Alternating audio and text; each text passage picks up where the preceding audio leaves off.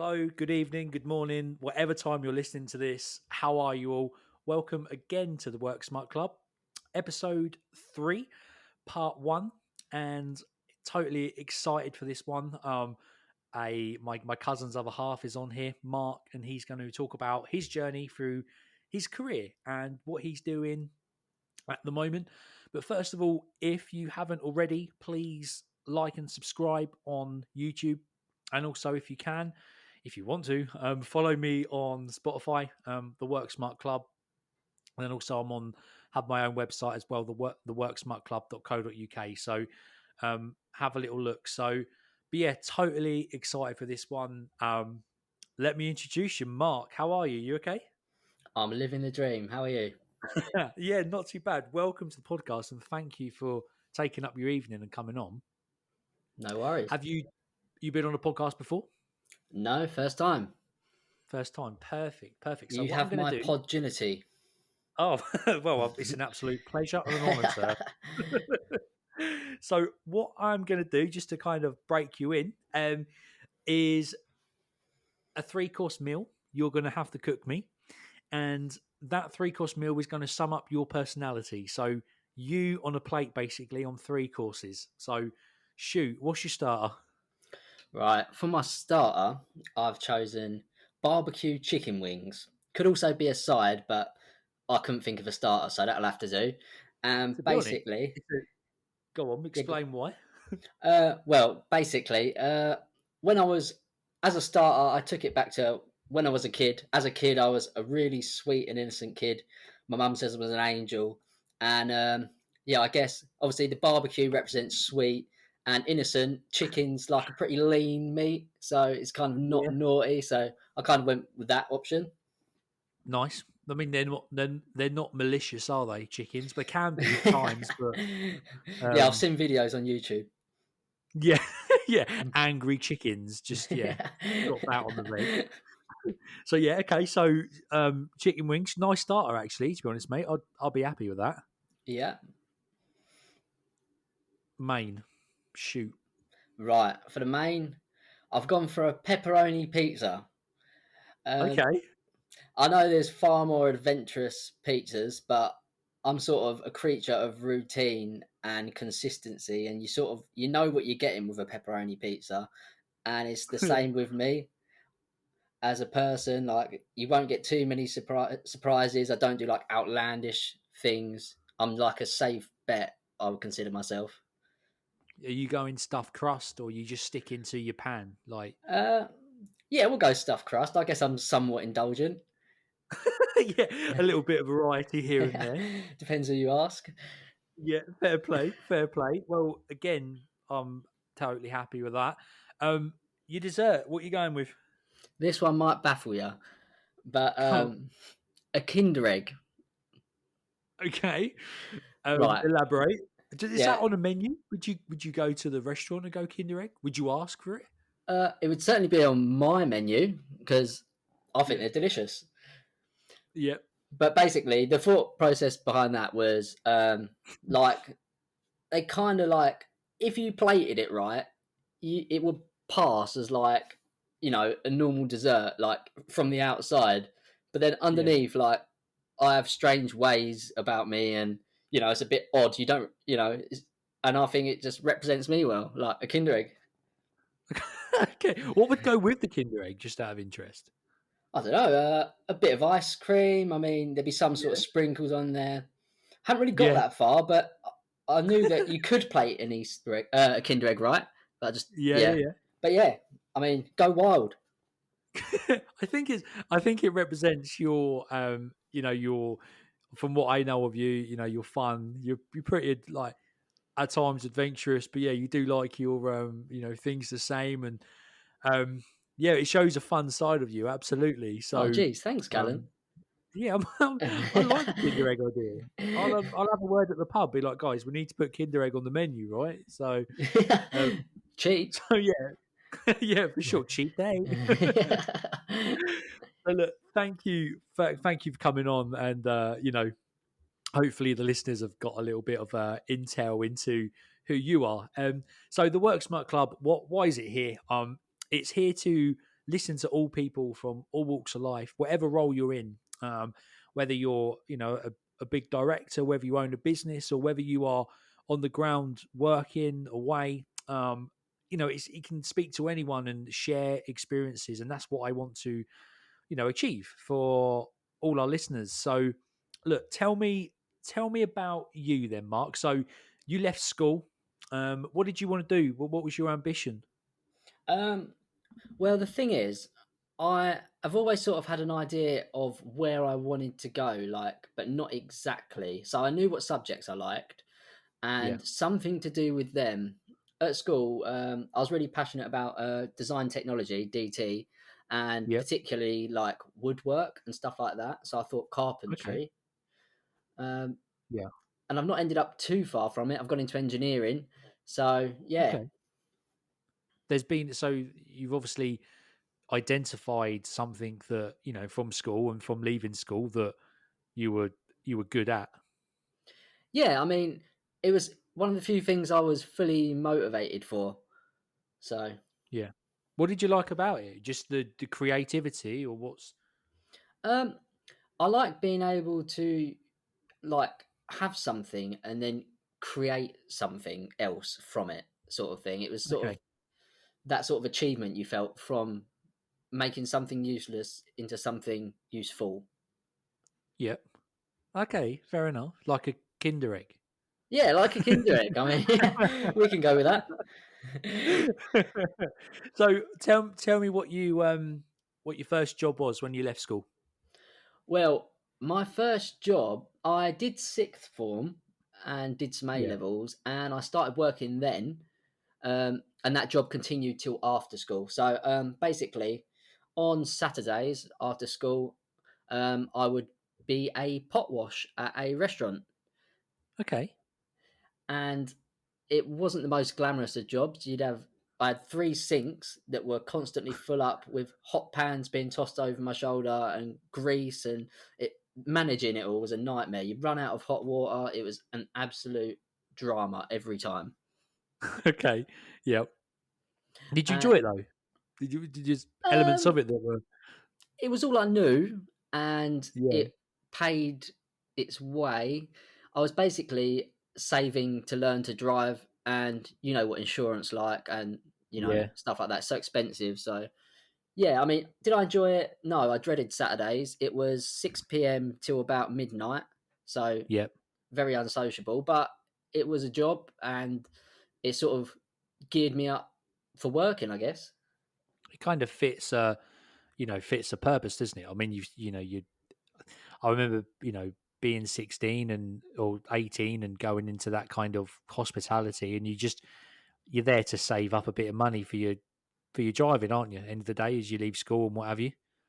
Yeah, and I mean, there was benefits to me working there over other people. Like they had very low ceilings, and everybody would be going, "Oh, watch your head," and I'm 5'3", so there was none of that for me. But Yeah, everyone so was bashing their heads. It was horrible. you just got the job on height alone. Just Yeah, pretty much. And a mate worked there, but yeah, fair, fair. Okay, so how long was you pot washing for? uh, just over a year, Yeah, and it overlapped with my second job.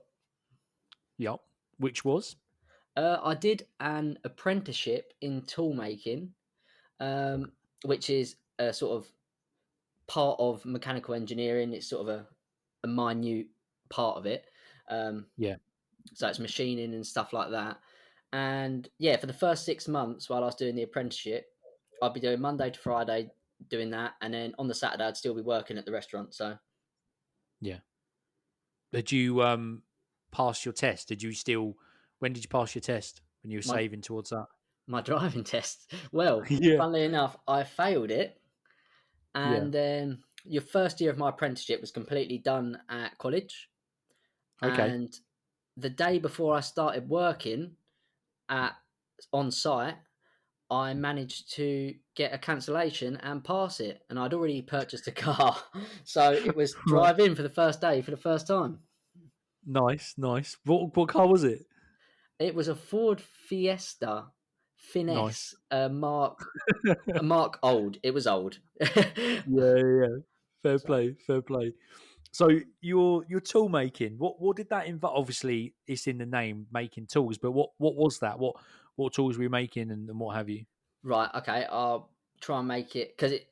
I'll be honest with you. When I went for the job, I wasn't even too sure what it was. I was like making tools, but basically, so the manufacturing process was it was for Jubilee clips, and they had press machines. So it's basically a machine that opens and closes, um, and basically you are producing something you can put in there, which will produce a product out of the end.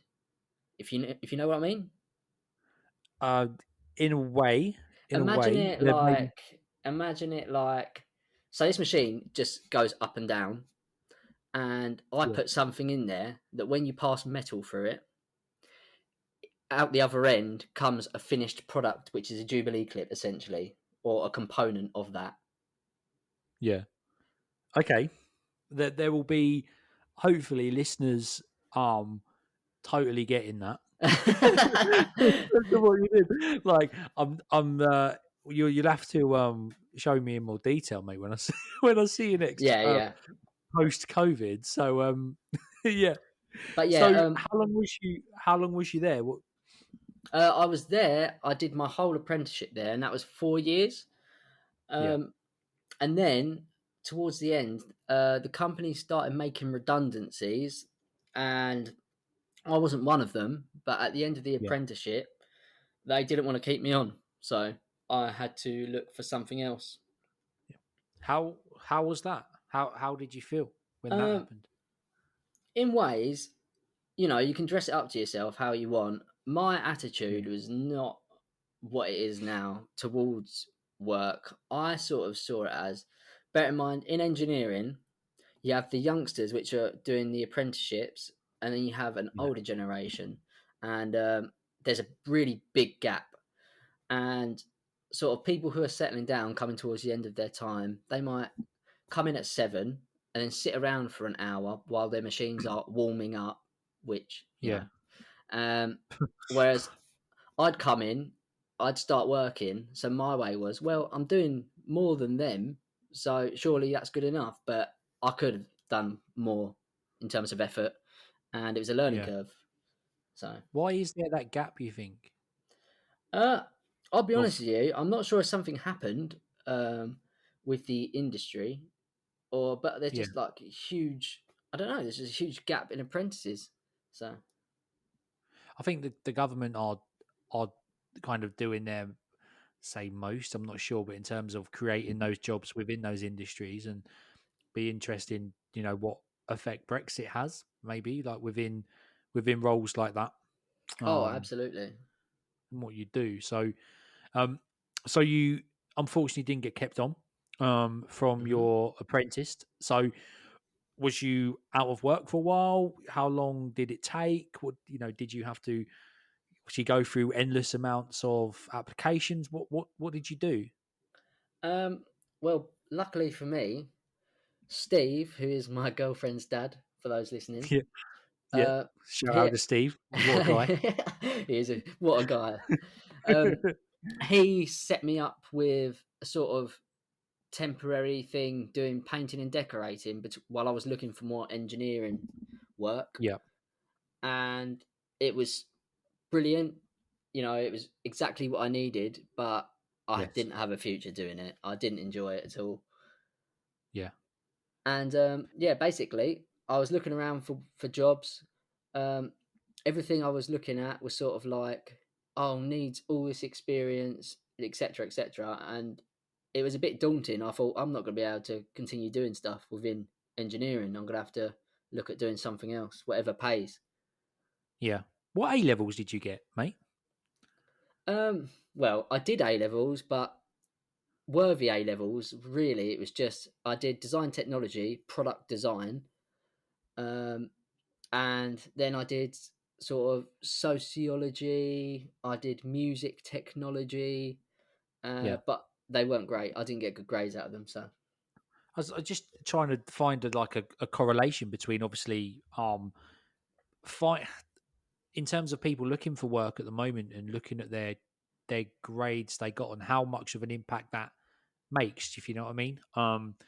And if people left school without, A levels and just left with GCSEs or something, what, you know, how that leaves you when you're in a position where you're looking for work. Yeah, I mean, personally, from talking to people, A levels was kind of considered like passes for university, like in UCAS points. Whereas Yeah. I always knew I wasn't going to university. I was done with education, to be honest. And Yeah. well, I thought that, and I did an apprenticeship. But I wanted to get paid. I needed to do things in Yeah. my life, and yeah, I mean, I really kind of didn't need them for what I was getting into. But it, I bided some time with it, and it got me to where I am. So. Yeah, fair enough. No, that's really good. You touched on with the painting and decorating, not seeing a kind of a career in that. Is that just because you wanted to do something more engineering if that's even a word? I mean, Right. yeah, it was.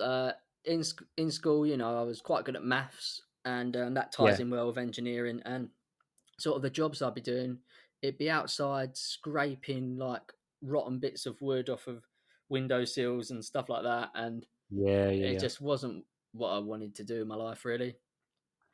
So fast forwarding from that specific role, what did you then do, or what did you find? Well, there was one tool making job that I kept seeing pop up, and I thought, well, that would be suitable. But like I said, you needed all this experience, and it was a Hmm. different manufacturing process. So, like I said before, Jubilee clips were made via pressing. It's just a Yeah. big press, essentially. And this job was for injection molding. So basically, imagine like plastic gets heated up and then squeezed out in of a tooth, like like toothpaste, kind of squeezed Yes. out like that into a mold, and then it would Yeah. set become cold. The mold would then split, and the product would just be left solid in the middle. You with That me? makes sense. Yeah. Yep, with Okay. you. Cool. Yep. So yeah, it was for a different manufacturing process, so that was a bit daunting, and it said you needed all this experience. So I went, I'm not suitable. I'm not even going to bother. Yeah. And luckily, I got pushed for it by a recruitment agency that contacted me and said, "Look, we think you might be suitable." And I expressed my concerns, and Yeah. they sort of encouraged me. They said, "Well, look, come on, like give it a go." And I was going, "Nah, they're not going to want me. And I haven't got Like, anything come they on, need." you. Yeah, literally, they sort of pulled me by the ear to apply for it. But still, Good I wouldn't noogie. have. Like, come on. I definitely wouldn't have applied for it if I didn't get encouraged to. And I was always a bit like that as a person. I didn't take risks, and I've Yeah. sort of, I don't know, I doubted myself quite a lot. But yeah, cut a long Why story was that? short, Why why was why that? why did you Yeah. Why do you do Um, that? I'm a bit better now, but as a kid, I was, I don't know, I was quite like a depressed kid. Like internally, you wouldn't have known. Like in Hmm. conversations, like I I was quite a funny guy, I guess, through school and stuff like Yeah. that. But I always felt like I wasn't good enough for someone or something. And with the internet, you compare yourself to everyone, and I was just Yeah. sort of Yeah. downward spiraling. I'd not talk to people for weeks and stuff like that Yeah. sometimes. But yeah, as I just always had a sort of seed of doubt in me, Okay. and yeah, it's just carried through a bit. But yeah, this was good for that. So Gave you that kind of push that to put you out your comfort zone in a way and challenge yourself and do something. yeah, I yeah, think I think that's good advice to share to anyone really who's kind of out of their comfort zone in a way, that to push yourself. And in terms of the concept of the Work Smart Club, in terms of finding those nuggets of um information and encouragement and messages, positive messages to share, yeah.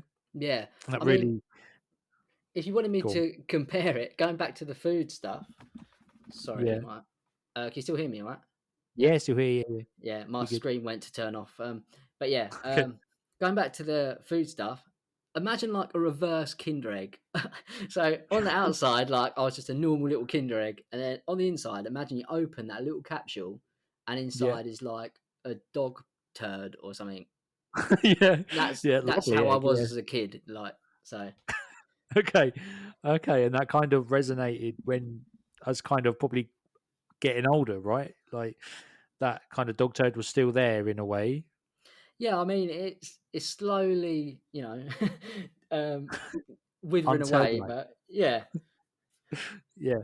I but think that's interesting. That's, touching on, uh, mental health and, how that affects your confidence at work and things. And it's probably a whole new discussion, going down that yeah, avenue. But yeah, so you then what? Then what for you? right. Well, this is I had an interesting journey with actually getting the job and the job itself. Um, Yeah. so basically, they pushed me forward for it. I had an interview. It was tool making, so it's a job I'd done. I was qualified to do, done my apprenticeship. Yeah. Um, so I went there, had an interview, and it went really well. And I was like, Yeah. right, well, yeah, but it's gone really well. Definitely, like you've got the job. And I was like, oh, sweet. And Okay. there was like, Nice. you'll hear from the manager. And about a week later, the recruitment agency phoned me and was like, yeah, you were unsuccessful. And I was like, what? Yeah, yeah. And Cheers for that. yeah, so it's basically my attitude that got me anywhere, to be honest. I said, right, well, that's really baffling, but could you possibly just like follow up and say, like, what could I have done that I didn't so I can improve for the future? Yeah. That's good. And yeah, and so that little bit of perseverance, they said, right, okay, we'll give you a trial. Come in come in and meet the team. Well, that's what they said. They said, come in and meet the team. Great, Yeah. okay, all right. So I met the team. Bear in mind, I was working for the painting and decorating company, Yeah. and said to my boss, "Look, I'll be a couple of hours. I've got to go and meet some people." So I turned up in Yeah. my trousers, my nice shoes, my shirt, tie, Nice. feeling Shirt and probably as whistle. good as I could. Yeah.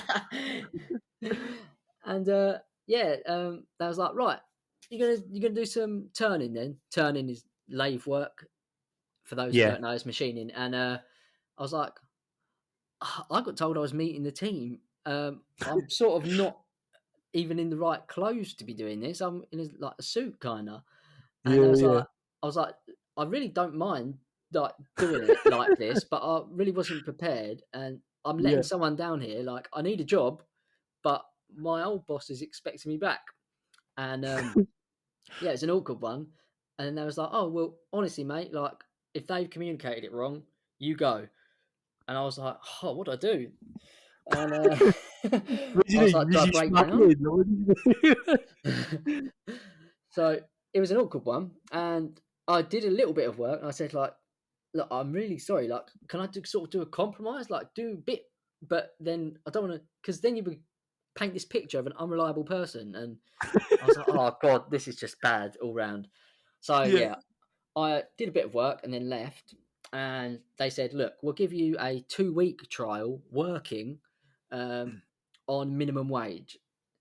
Yeah. And I was like, mate, I just want to be in engineering. I'll do whatever you want.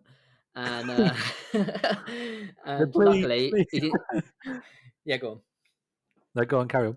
I was going to say, yeah, luckily he didn't ask for anything too out there. And Yeah. yeah, basically I did 2 weeks work on minimum wage, and they said, yeah, we'll have you, and Yeah. we want to pay you. It was the minimum wage was like £7 something at the time, and they was like, we'll pay you £8 an hour. And Mm. that wasn't much above minimum wage. I'd done an apprenticeship, but it was sort of on the right path to where I wanted to be. Yes. So I took it, and Yep. I sort of got small increments. That was giving me like £1 an hour every year. And then I thought, I'm never going to be able to move out or do anything at this rate with this job. I really enjoyed the job, and the people there were great. But yeah, it came back to bite me that this sort of attitude of, do enough wasn't good enough because the goalposts always move. Yeah.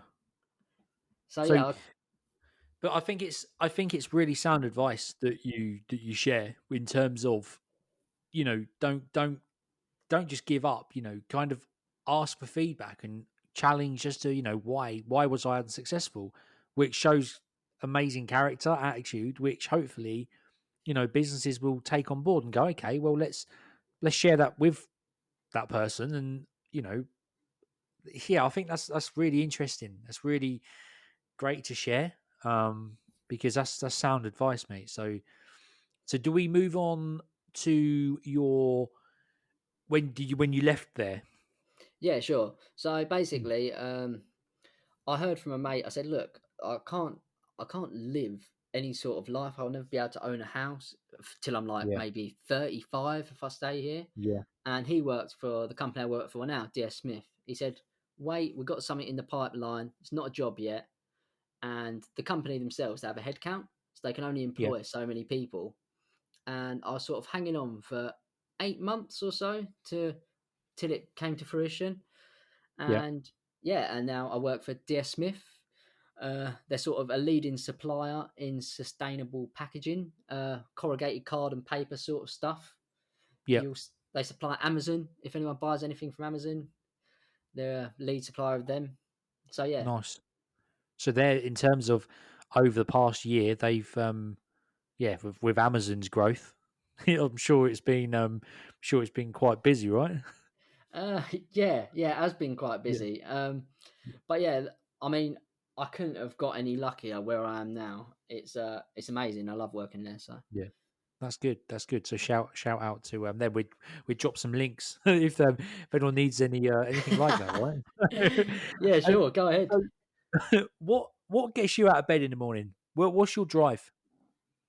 Um, Honestly, my drive is I love my work and I love to progress, but what gets me out of bed in the morning is just doing my hobbies that I enjoy. Mm, To be honest with you, I mean, I play a bit of guitar. I love playing games and stuff like that, and yeah, like that's what brings me happiness in life. yeah. So yeah, that's kind of what gets me up in the morning.